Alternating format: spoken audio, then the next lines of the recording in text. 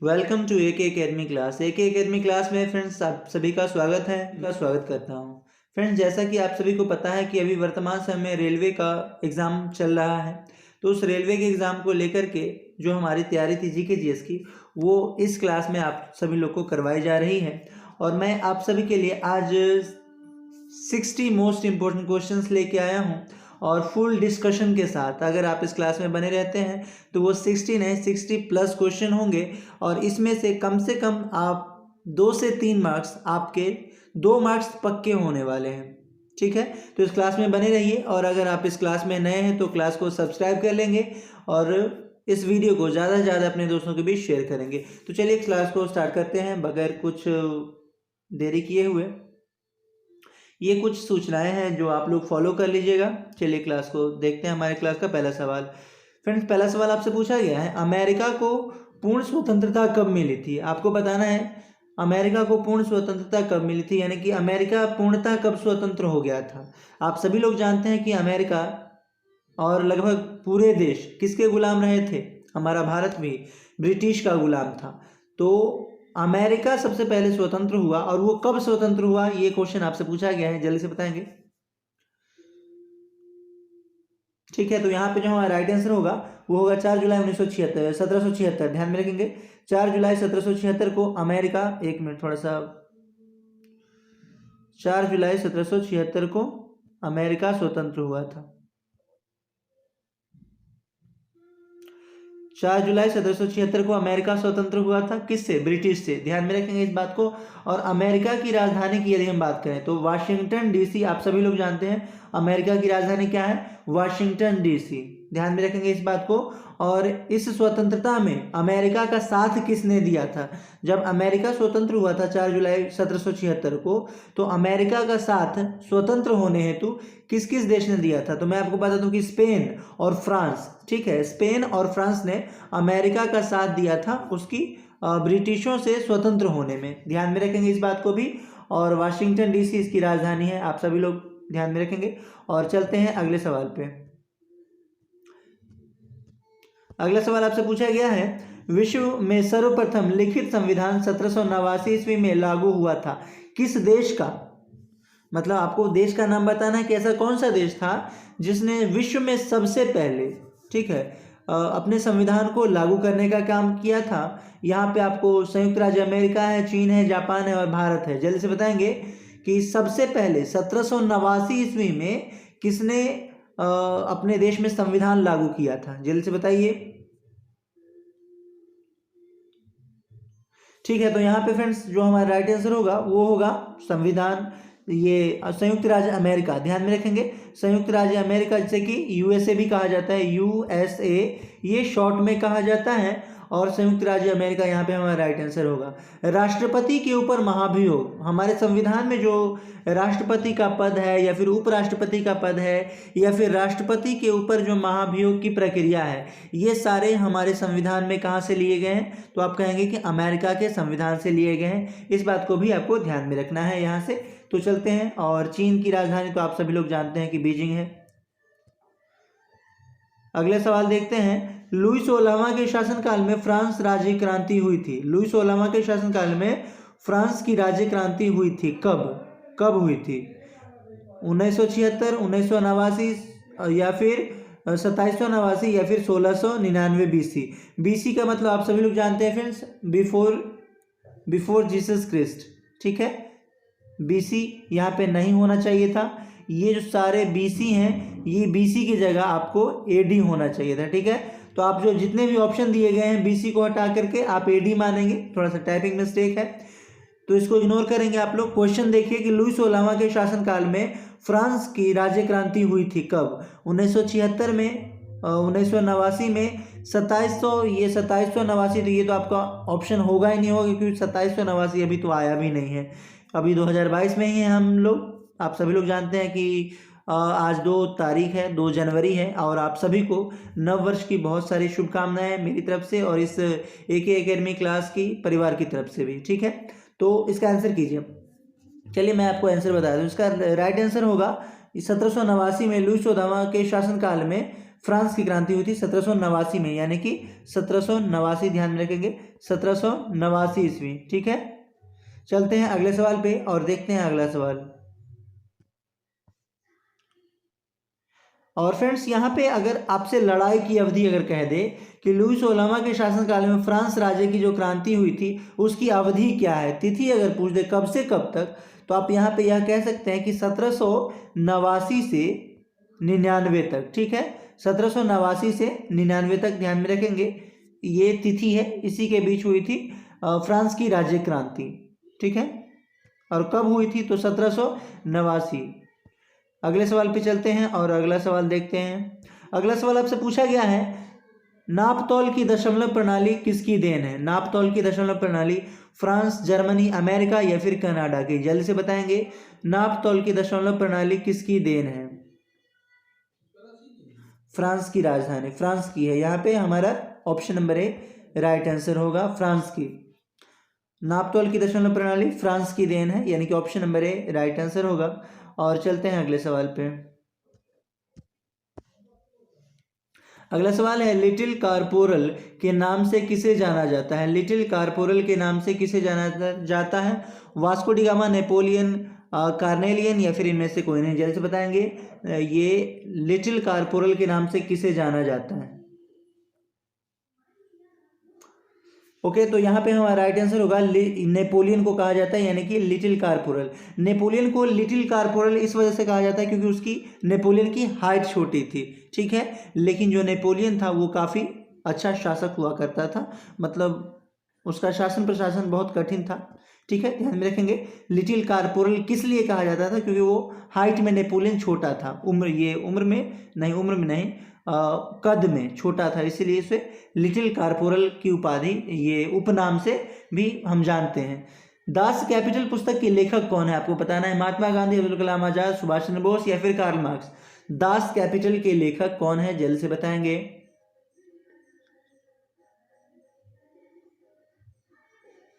तो यहाँ पे कार्ल मार्क्स ध्यान में रखेंगे, दास कैपिटल के लेखक कार्ल मार्क्स ध्यान में रखेंगे। और 1867 ईस्वी में 1867 ईस्वी में दास कैपिटल की कार्ल मार्क्स ने क्या की थी रचना की थी।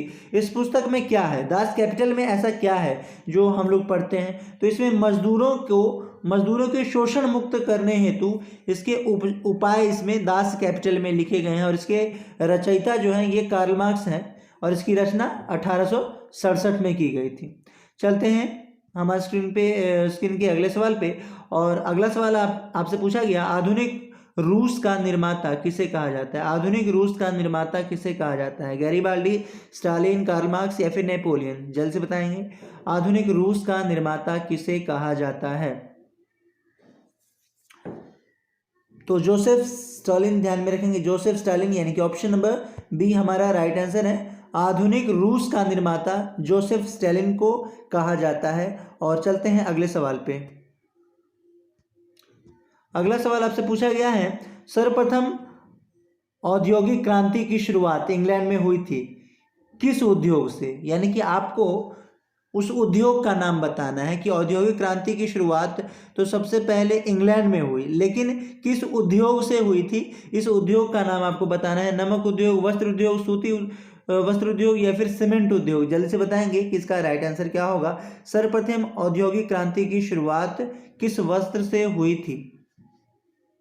तो सूती वस्त्र, ध्यान में रखेंगे, सूती वस्त्र यहाँ पे हमारा राइट आंसर होगा, सूती वस्त्र।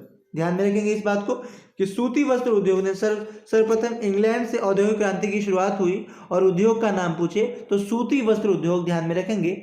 और नमक की बात करें तो नमक का जो सूत्र होता है NaCl होता है, आप सभी लोग जानते हैं, सोडियम क्लोराइड कहते हैं, नमक का सूत्र होता है NaCl। और प्रत्येक 1000 ml में, यानी कि 1000 ml में जो नमक हम समुद्री पानी से नमक बनाते हैं, और 1000 ml में लगभग 35 ग्राम नमक आपको ये ऊर्ध्वपातन के द्वारा आप प्राप्त कर सकते हैं। ठीक है, और ऊर्ध्वपातन नहीं समझते हैं तो इस क्लास में बहुत सारे वीडियो में बताया गया है मेरे द्वारा, और साइंस की जब भी क्लासेस होंगी तो मैं उसमें बता दूंगा। फिलहाल यहाँ पे थोड़ा बता दूँ मैं आपको। जब ऊर्ध्वपातन की बात हुई ही है तो ऊर्ध्वपातन का मतलब होता है ऊर्ध्वपातन नहीं, वो वाष्पीकरण, नमक जो प्राप्त किया जाता है समुद्र के पानी से, ऊर्ध्वपातन नहीं है, वो वाष्पीकरण के द्वारा प्राप्त किया जाता है। ऊर्ध्वपातन की बात अगर करें तो अगर कोई ठोस पदार्थ बिना द्रव में बदले गैसीय अवस्था में बदल जाता है तो उसे क्या कहते हैं, ऊर्ध्वपातन कहते हैं। लेकिन वाष्पन का मतलब क्या है, अगर कोई लिक्विड अगर वाष्प बन के उड़ जाता है, लिक्विड वाष्प बन के उड़ जाता है और बाकी अवशेष बचे हुए रह जाते हैं तो इसे क्या कहते हैं, वाष्पन कहते हैं। ठीक है, ध्यान में रखेंगे, इवेपोरेशन कहते हैं अंग्रेजी में बोले तो। चलते हैं अगले सवाल पे और देखते हैं अगला सवाल। इतिहास प्रसिद्ध 100 वर्षीय युद्ध हुआ था किसके किसके बीच? ऐसा 100 वर्षीय युद्ध किसके किसके बीच हुआ था, यह आपको बताना है, जो कि इतिहास में 100 वर्षीय युद्ध के रूप में जाना जाता है।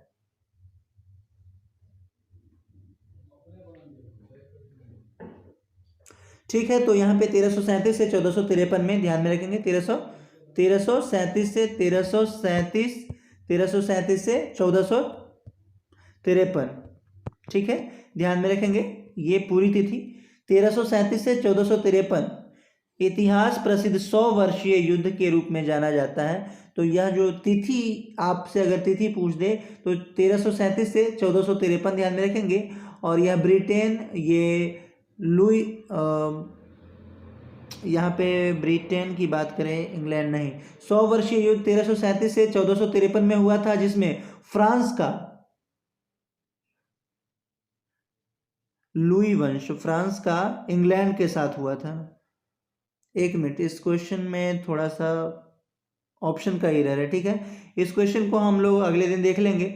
अगले सवाल पे चलते हैं। प्रथम विश्व युद्ध का तात्कालिक कारण क्या था, आपको बताना है। प्रथम विश्व युद्ध का तात्कालिक कारण क्या था, जल्दी से बताएंगे। प्रथम विश्व युद्ध का तात्कालिक कारण क्या था? तो चलिए फ्रेंड्स, यहाँ पे सबसे पहले जान लें कि प्रथम विश्व युद्ध जो हुआ था, प्रथम विश्व युद्ध तो आप सभी लोग जानते हैं कि 1914 से कब तक चला था, 18 तक चला था। ये तो सभी लोग जानते हैं कि प्रथम विश्व युद्ध कब से कब तक चला था, तो 1914 से 18 तक चला था। और इसका तात्कालिक कारण जो है फर्डिनेंड और उनकी पत्नी की हत्या।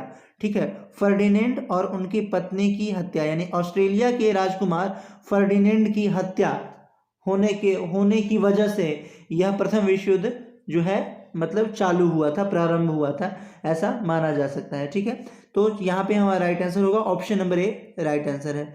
चलते हैं अगले सवाल पे। और अगला सवाल आपसे पूछा गया, चीन का राष्ट्रपिता कहा जाता है हामिद अंसारी, फर्डिनेंड मेजर या फिर सन्यात सेन, या ऑप्शन नंबर डी है महात्मा गांधी। जल्दी से बताएंगे चीन का राष्ट्रपिता किसे कहा जाता है।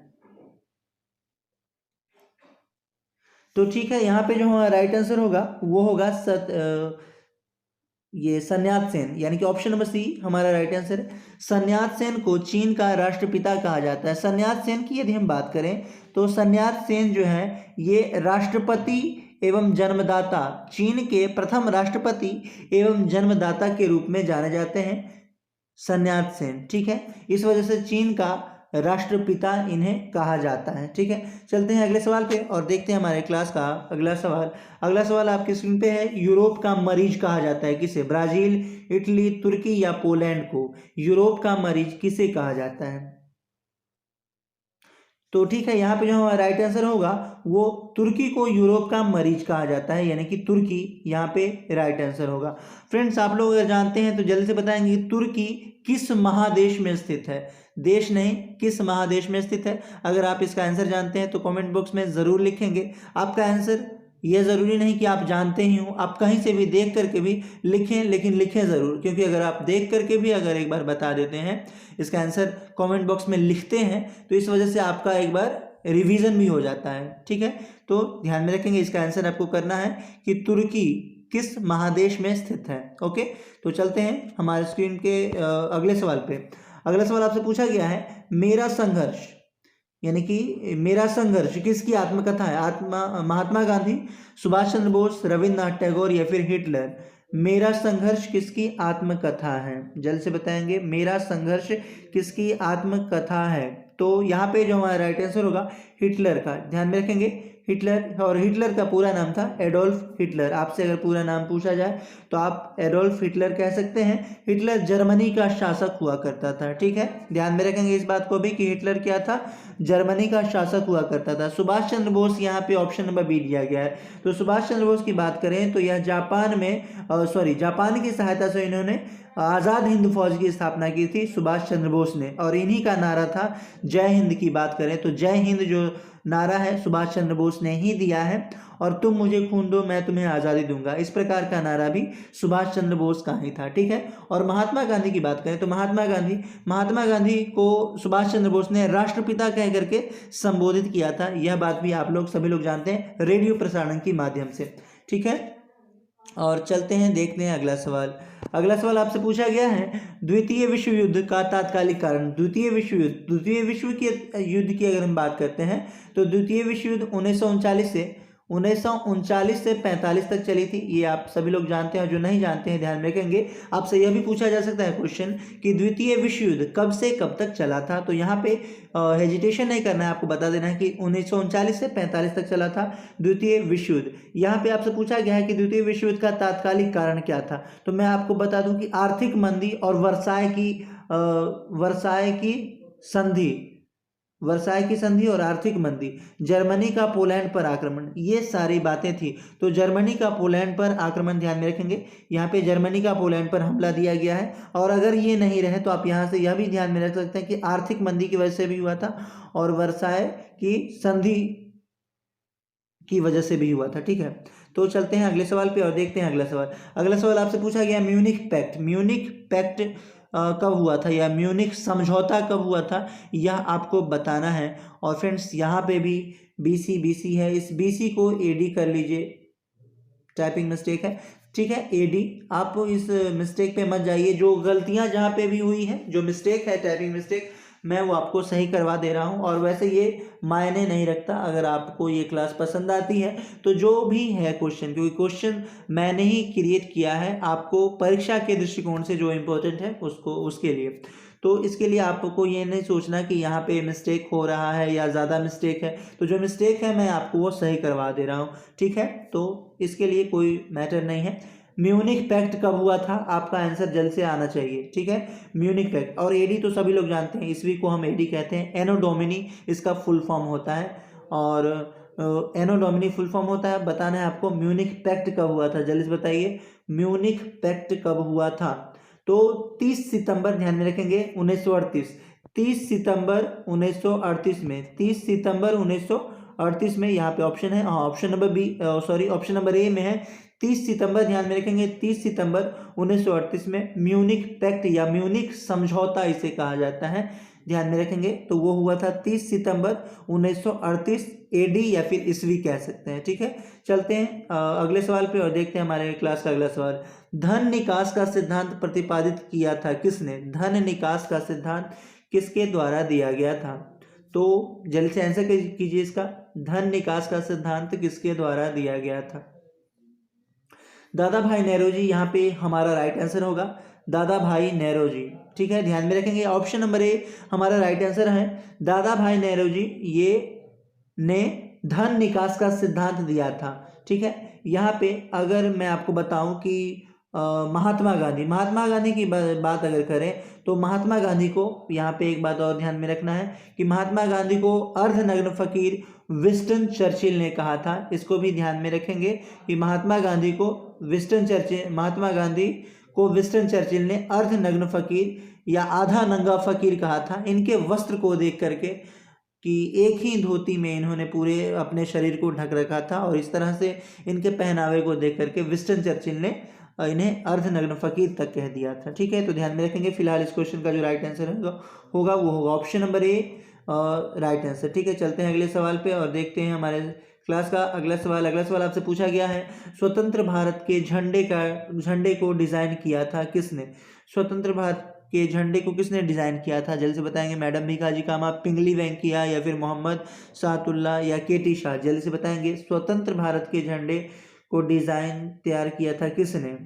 तो यहाँ पे हमारा राइट आंसर होगा पिंगली वेंकैया ने किया था, यानी कि ऑप्शन नंबर बी हमारा राइट आंसर है। और इस समय इस झंडे में चक्र के स्थान पर अभी जो आप देख रहे हैं हमारा जो तिरंगा झंडा है, ये पहले कांग्रेस का झंडा हुआ करता था। कांग्रेस तो आप सभी लोग जानते होंगे कि ये एक राजनीतिक पार्टी थी, और उस समय जब हमारा भारत स्वतंत्र होने को था, उससे पूर्व जो कांग्रेस जो राजनीतिक पार्टी अभी देख रही है आपको, यह इसका एक ये तिरंगा हुआ करता था। और उस तिरंगे में ये चक्र की जगह बीच बीच में जो आप चक्र देख रहे हैं, और उस चक्र में जो 24 तीलियां होती हैं, 24 तीलियां, इस 24 तीलियों में ये चक्र की जगह पहले क्या था, चरखा हुआ करता था। ठीक है, और चरखा तो पता ही आप लोग को कि महात्मा गांधी जी चरखा का ही उपयोग किया करते थे, क्योंकि वह क्या करते थे, किसान का जो भी वो शिल्प कला पे ज़्यादातर इनका जोर था, यानी कि औद्योगिक क्रांति, मतलब ये महात्मा गांधी नहीं चाहते थे कि ज़्यादा शहर में उपयोग होने वाले वस्त्र या फिर जो भी सामान अंग्रेज़ों के द्वारा जो दिया जाता था, उस सभी सामानों का ये महात्मा गांधी जी बहिष्कार करते थे। इस वजह से इनका जो मानना था कि जो काम आदमी कर सकता है उसके लिए मशीन की क्या ज़रूरत है, तो इस वजह से यह चरखा का उपयोग करते थे महात्मा गांधी, और उस चरखे से ही क्या करते थे, सूत काता करते थे, और उसी से फिर कपड़े बनता था। ठीक है, तो ध्यान में रखेंगे यहाँ से इस क्वेश्चन का जो राइट आंसर होगा वो होगा पिंगली वेंकैया। ठीक है, और तिरंगे झंडे को कब अपनाया गया, जब तिरंगे झंडे की बात आ ही गई है तो तिरंगे झंडे को आप सभी लोग बताएंगे कि तिरंगे झंडे को अपनाया कब गया था। यहाँ पे हमारा राइट आंसर होगा पिंगली वेंकैया। लेकिन आप बताइए जल्द से कि तिरंगे झंडे को कब अपनाया गया था, कमेंट बॉक्स में जल्दी से आंसर कीजिए। तिरंगे झंडे को कब और किसके द्वारा अपनाया गया, मैं इंतजार कर रहा हूं आपके आंसर का। तो ठीक है, मुझे लगता है कि आप लोग आंसर कर दिए होंगे। यहाँ पे जो हमारा राइट आंसर होगा वो होगा 22 जुलाई 1947 को तिरंगे झंडे को संविधान सभा के द्वारा अपनाया गया था, ध्यान में रखना है। और तिरंगे झंडे की लंबाई चौड़ाई फ्रेंड्स ज़्यादातर छोटे बहुत एग्जाम में पूछी जाती है, तो यह ज़रूरी नहीं कि आप रेलवे की ही तैयारी कर रहे हैं तो आप इस क्लास को ज्वाइन कर सकते हैं। ये क्लास आप चाहे किसी भी प्रतियोगी परीक्षा की तैयारी करते हैं तो उसके लिए आप ये क्लास ज्वाइन कर सकते हैं। यह ज़रूरी नहीं कि ये रेलवे के लिए ही है, आप ग्रुप डी, SSC GD या सिपाही या दरोगा किसी भी चीज़ की तैयारी करते हैं तो उसमें ये काफ़ी हेल्पफुल होगा। तो यहाँ पे ध्यान में रखेंगे कि तिरंगे झंडे की लंबाई चौड़ाई अगर आपसे पूछे तो लंबाई चौड़ाई का रेशियो 3:2 होगा, लेकिन वही चौड़ाई लंबाई कह दे तो 2:3 हो जाएगा। ठीक है, ये संख्याएं पलट जाएंगी। ओके, ध्यान में रखेंगे। और 22 जुलाई 1947 को तिरंगे झंडे को राष्ट्रीय ध्वज के रूप में अपनाया गया। इस क्वेश्चन को भी साथ में ध्यान में रखना है। और चलते हैं अगले सवाल पे। अगला सवाल आपसे पूछा गया, अमेरिका का गांधी किसे कहा जाता है, अमेरिका का गांधी। तो यहाँ पे जो हमारा राइट आंसर होगा मार्टिन लूथर यहाँ पे हमारा राइट आंसर होने वाला है इस क्वेश्चन का। और मार्टिन लूथर कौन था, अमेरिका का एक पादरी हुआ करता था जो कि एक आंदोलनकारी था। ठीक है, मार्टिन लूथर। और मार्टिन लूथर की बात है यहाँ पे, तो मार्टिन लूथर अमेरिका का गांधी के रूप में जाना जाता है, और यह एक पादरी हुआ करता था। ठीक है, पादरी और एक आंदोलनकारी नागरिक हुआ करता था मार्टिन लूथर। और बराक ओबामा तो आप सभी लोग जानते हैं कि अमेरिका के राष्ट्रपति रह चुके हैं बराक ओबामा, लेकिन कैवे राष्ट्रपति रह चुके हैं शायद आप लोग को ध्यान में हो या ना हो, तो 44वें नंबर के राष्ट्रपति बराक ओबामा रह चुके हैं।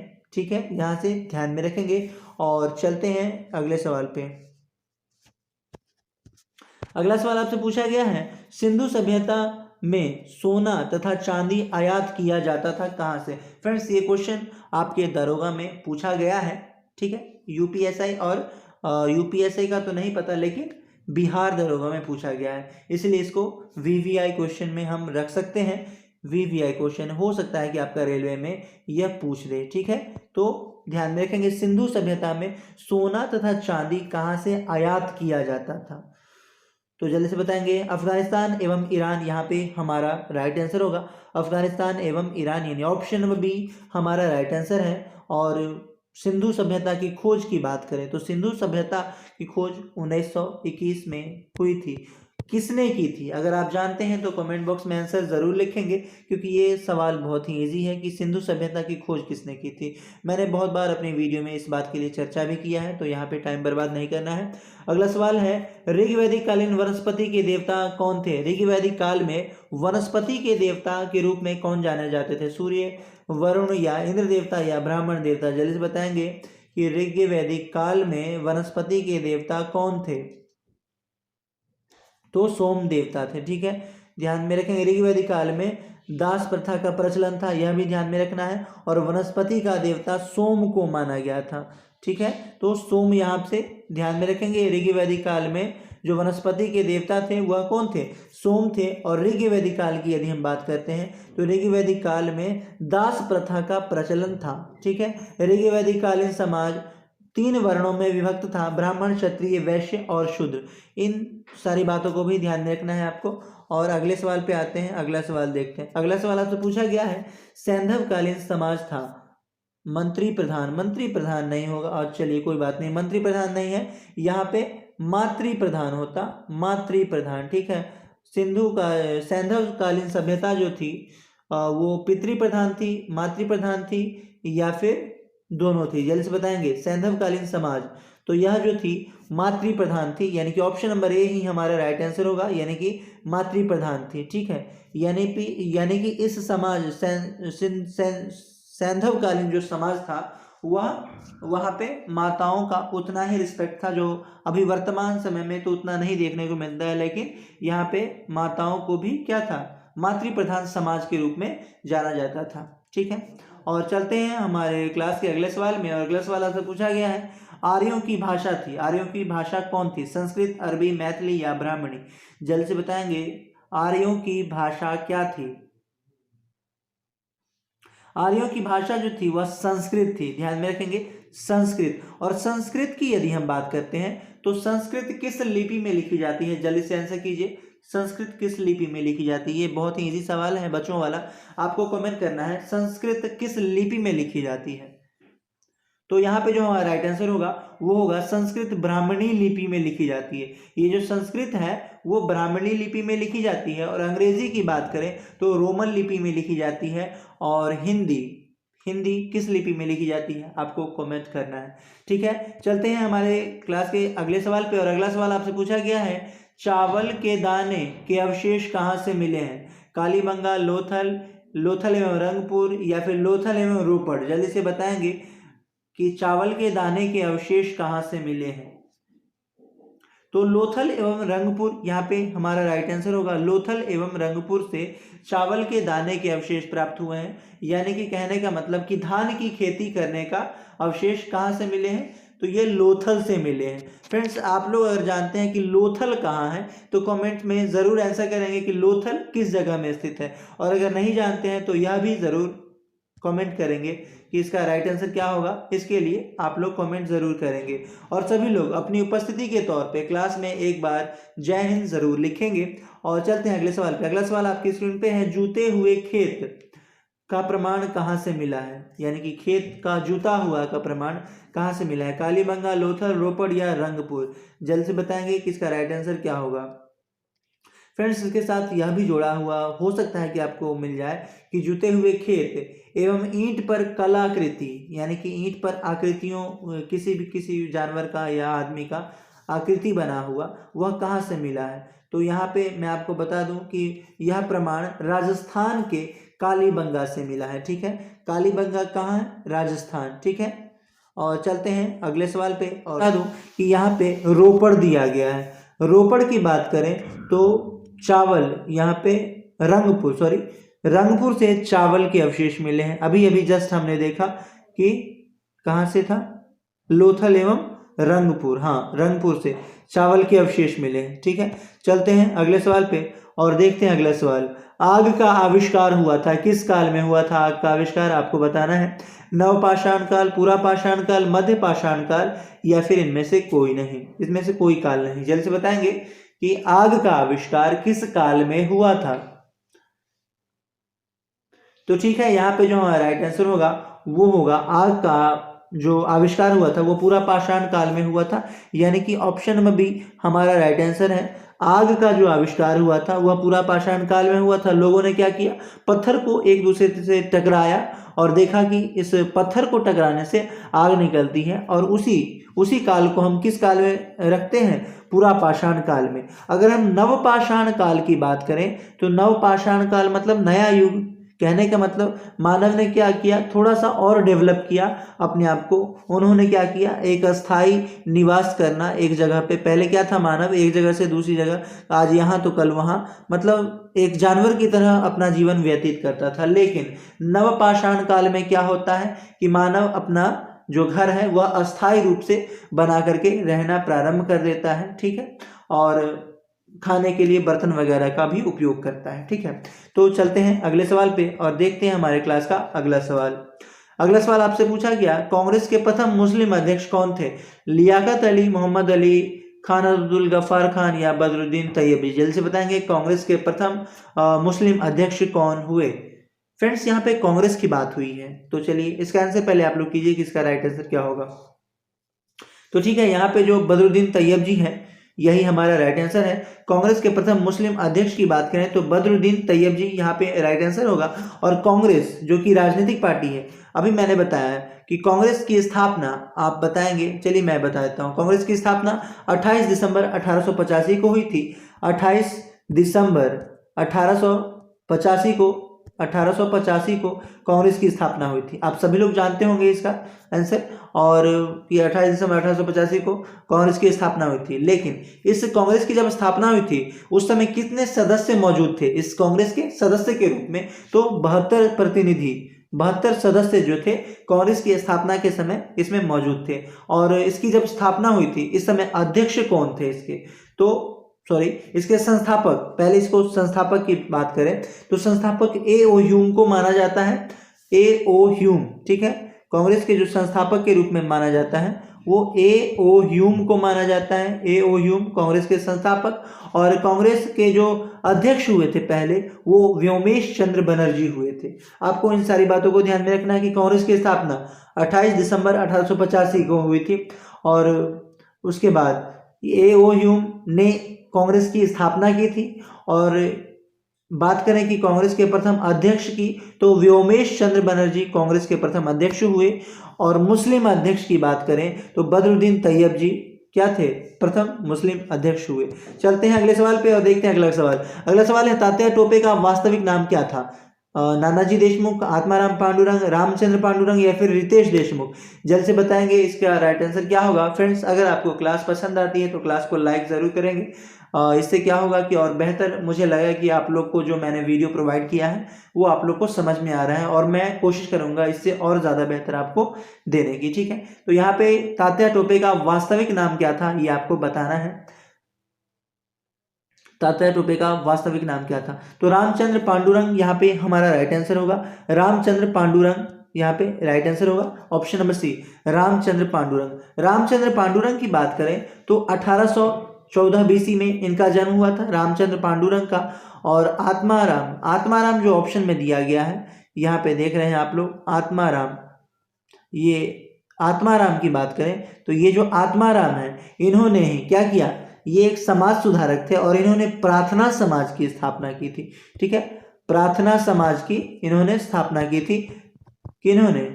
प्रार्थना समाज की स्थापना की थी आत्माराम पांडुरंग ने। लेकिन यहाँ पे पूछा गया तात्या टोपे का वास्तविक नाम, तो रामचंद्र पांडुरंग यहाँ पे हमारा राइट आंसर होगा। तो फ्रेंड्स आशा करता हूँ कि आप लोग को ये क्लास, इस वीडियो में बताई गई सारी बातें, क्वेश्चन का आंसर आपको सभी लोग को सही से समझ में आया होगा। और अगर आपको सही से समझ में आया है तो अपने दोस्तों के बीच, ज़्यादा से ज़्यादा दोस्तों के बीच इस वीडियो को शेयर कीजिए ताकि हम लोग और ज़्यादा संख्या में आ सकें और क्लास हमारी और इससे बेहतर आप लोग को मिल सके। तो ठीक है, मिलते हैं फिर नेक्स्ट वीडियो में इसी तरह के इंटरेस्टिंग क्वेश्चंस के साथ। तब तक के लिए बेस्ट ऑफ लक, जय हिंद।